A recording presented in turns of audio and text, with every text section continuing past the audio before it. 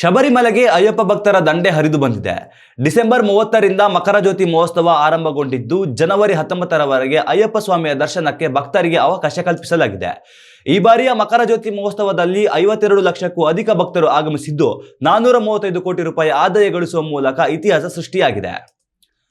ಜನವರಿ 20ರಂದು ಬೆಳಿಗ್ಗೆ ರಾಜಪ್ರತಿನಿಧಿ ದರ್ಶನದ ಬಳಿಕ ದೇಗುಲವನ್ನು ಮುಚ್ಚಲಾಗುತ್ತೆ. ರಾಜಪ್ರತಿನಿಧಿ ತಿರುವಾಭರಣದೊಂದಿಗೆ ಮರಳುವ ಮೂಲಕ ಮಕರ ಜ್ಯೋತಿ ಮಹೋತ್ಸವ ಸಂಪನ್ನಗೊಳ್ಳಲಿದೆ.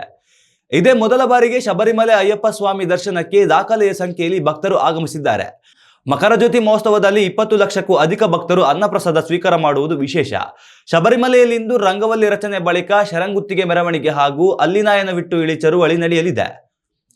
ಜನವರಿ 19ರಂದು ಮಾಳಿಗೆಪುರಂನಲ್ಲಿ ಗುರುತಿ ಪೂಜೆ ನಡೆಯಲಿದೆ.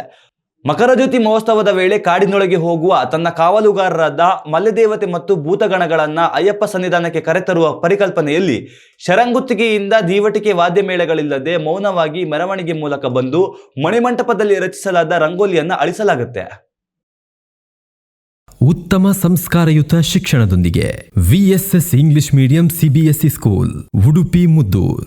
ನರ್ಸರಿಯಿಂದ 10ನೇ ತರಗತಿವರೆಗೆ ಶಿಕ್ಷಣದ ಜೊತೆಗೆ 5ರಿಂದ 10ನೇ ತರಗತಿವರೆಗಿನ ವಿದ್ಯಾರ್ಥಿನಿಯರಿಗೆ ಉತ್ತಮ ಹಾಸ್ಟೆಲ್ ಸೌಲಭ್ಯವೂ ಇದೆ. ನಿಮ್ಮ ಮಕ್ಕಳ ಪ್ರವೇಶಾತಿಗಾಗಿ ಈ ಸಂಖ್ಯೆಗೆ ಕರೆ ಮಾಡಿ.